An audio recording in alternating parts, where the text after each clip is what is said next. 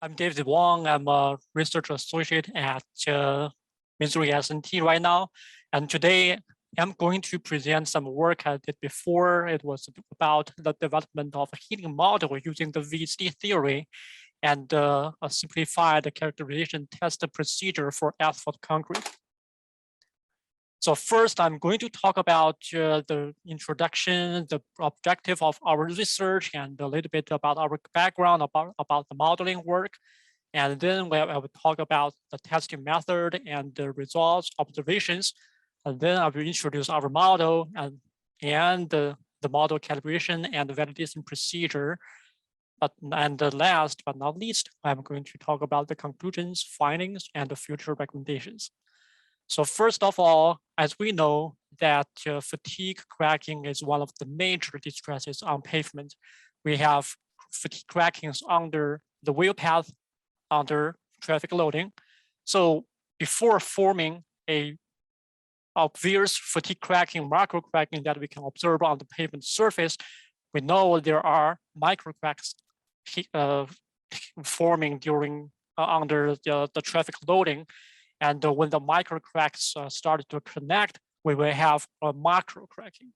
So we also know that during the resting period between traffic loadings, we would have macro cracks heating during the resting period. So in order to understand the behaviors of asphalt concrete better, to predict the fatigue lives of our pavement, we need to understand the heating behaviors of asphalt concrete. So in this study, we developed a heating model using the viscoelastic continuum damage theory, or the VSD theory. And we also developed a simple model calibration procedure for its simple implementation. Some little bit background introduction. So we basically used the simplified viscoelastic continuum damage model. So in the key of the model, the key component in the model is the damage characteristic curve, which describes the relationship between the pseudo stiffness and the damage growth. So I call this curve a fundamental material property, because this curve is a constitutive relationship of the material, and is independent of the testing conditions, testing temperatures, mode of loading, like as control stress, control strain, and loading amplitude, and also it's independent of loading history. So that's why we say it's a fundamental material behavior or material property. So in this model here, we have pseudo stiffness. It is defined by the measured modulus during the fatigue testing, and we have a parameter called S. The S is an internal state variable. It's related to the total pseudo string energy change. And for this curve, we can use a simple linear power law, a simple power law function to fit this curve. So we have a C value. We can also call it a C versus S curve. So the modeling work is about, we are going to, modeling work of heating is, we are going to describe how this curve changes during the resting period and how much heating we would have. So normally, in order to characterize the material fatigue behavior, we would do a cyclic fatigue test. We would follow the AASHTO standard TP107 or TP133, testing the material on AMPT. But in this study, we programmed we customized the loading pattern, because we need to introduce the resting period. So we did the test on MTS. We used a 9.5 millimeter North Carolina mixture with a 30% of RAP. We have the mixture pay grade is a PG 64-22. We collect the materials from the plant and compact in the lab. And in this study, we tested the mixture at 3 temperatures. At each temperature, we introduced 4 different durations of a resting period. So 4 tests. The first test has 10 second for resting period between loading groups or loading blocks. And the second one has 30, and we have 90 and 270 seconds as the resting period as well. The specimen geometry is a 75 millimeter diameter by 100 millimeter in height. And the air voids of the specimen were controlled at 4% air voids. So this test is a little bit different from the conventional or the standard cyclic fatigue, because first we need to think about the mode of loading. Normally we would just use a simple actuator control test, but here we need to think about the resting period. During the resting period, we need to apply zero stress on the material. We don't want to have any stress creeping or continuous loaded on the specimen. So we would choose stress controlled testing mode. And about the loading amplitude, we need to think about whether we need to use zero mean or zero minimum. So we had a simple preliminary study, and we found that if we use zero minimum test, it would yield a significant accumulated viscoplastic strain, which would eventually affect the fatigue life of the specimen. So we decided to use the zero mean test. So here is the loading pattern as shown in the figure.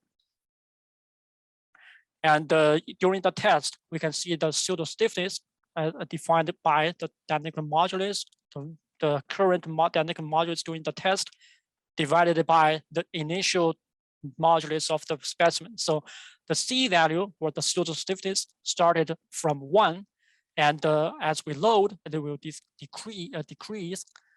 And when we control the loading block, the loading will stop and apply the resting period for every 10th of the deduction of modulus.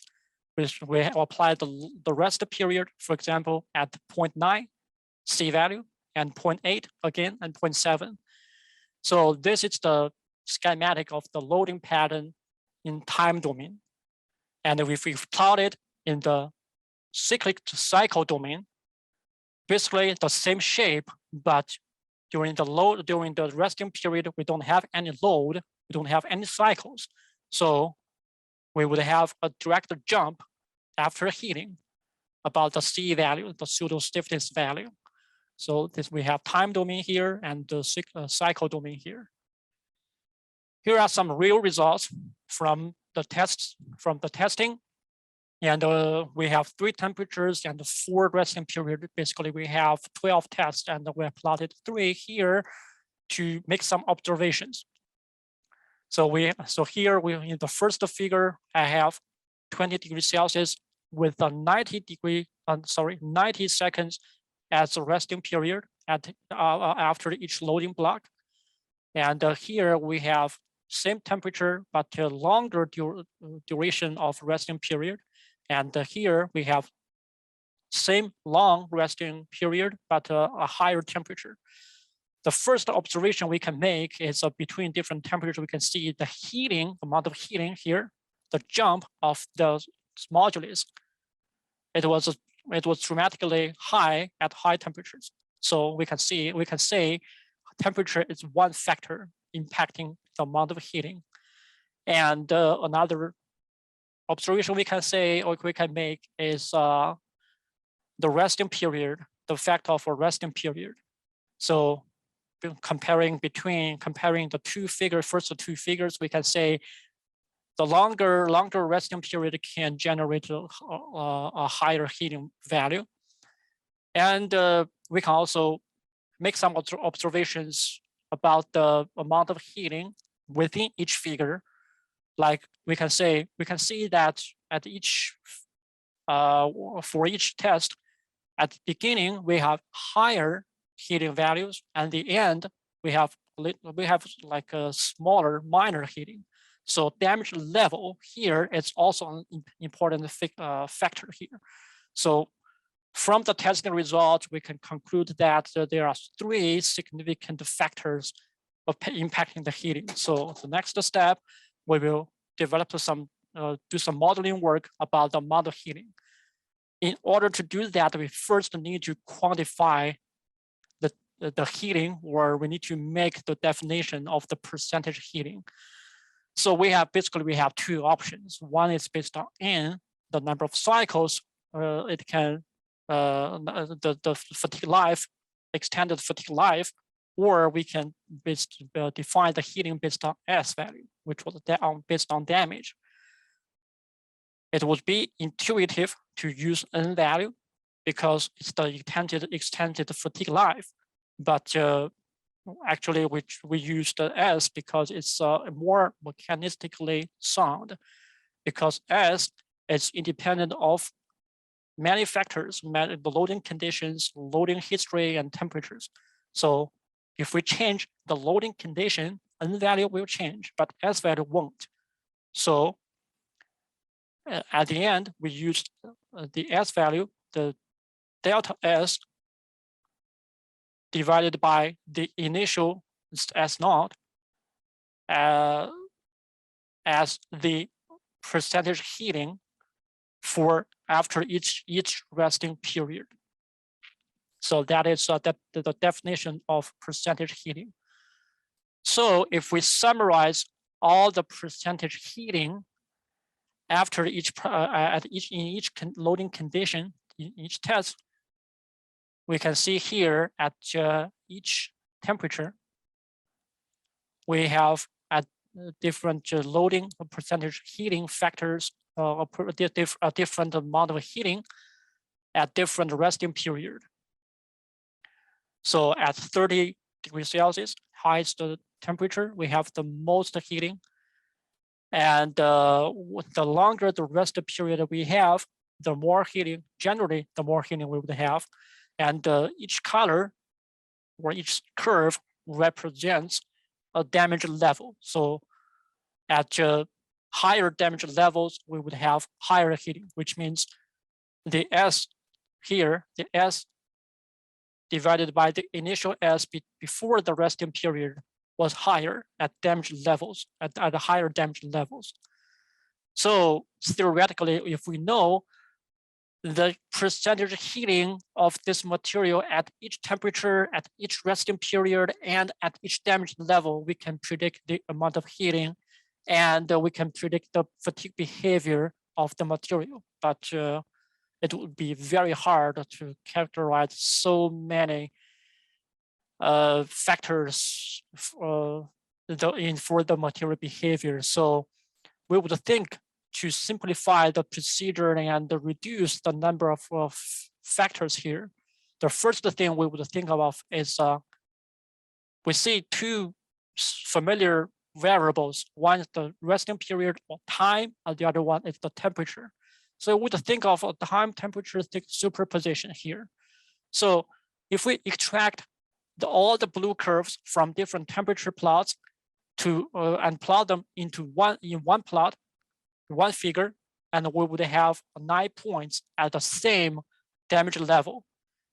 And if we apply the time temperature superposition for the resting period, we would have a reduced resting period domain. And for the 9 points, we can observe that the 9 points can form a very good continuous line. We have one master curve for percentage heating at different temperatures and different resting period. So we can do the same thing for another damage level, C value at 0.8, C value at 0.7.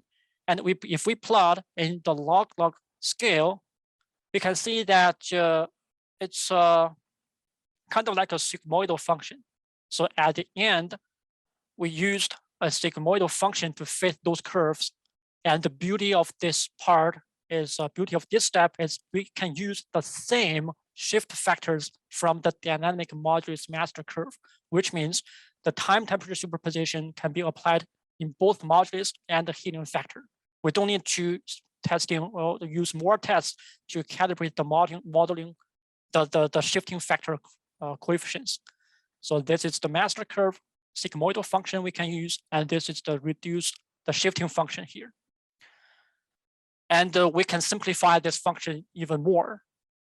We can combine those functions together. This time, we can use a vertical shift factor. So because now here heating involved with damage and heating, it's a nonlinear behavior.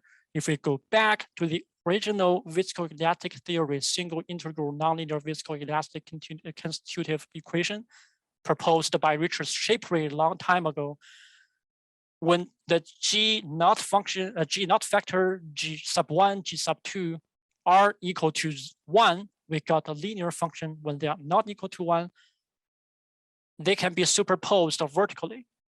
So, and the vertical shift factor is a function of a log of the product of G sub 1 times G sub 2. So if we try to do this, this is the curve we had before at the different damage levels. We can try to superpose them and make them into one giant curve, one big master curve. So if we see plot in the log-log scale, actually they can be shifted to one curve vertically, and the vertical shift factor can be fitted into a linear line, a very simple function. So now this is the ultimate function of the modeling work of our heating model. We have a master curve, we have a time temperature superposition for resting period, and we also have a shift factor for the damage levels. So that which means once we know the damage level shift factor, and if we know the time temperature superposition shifting factors, we can predict the heating, amount of heating at different damage levels and at different temperatures and with different resting period. So we try to do this. We only we try to back predict the data we had David, before. you have 2 minutes. Yeah, I saw almost finished. Thank you for the for reminding. So the prediction we can see it's fitting pretty well.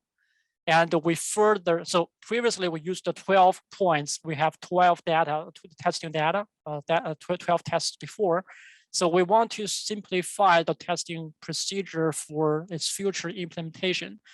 We found that only 3 tests are required. We can use 3 tests at 3 different temperatures and with a 3 resting period.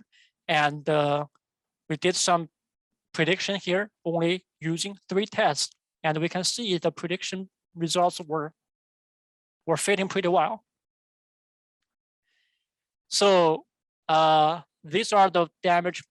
These are the heating model we developed, we proposed, and also the material characterization method we developed.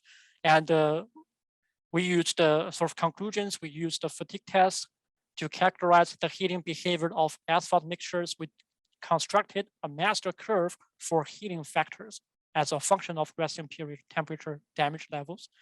And the time temperature superposition can be used on heating, and the vertical shift factor was fitted using a simple linear line. And we found only 3 tests were required to calibrate the model.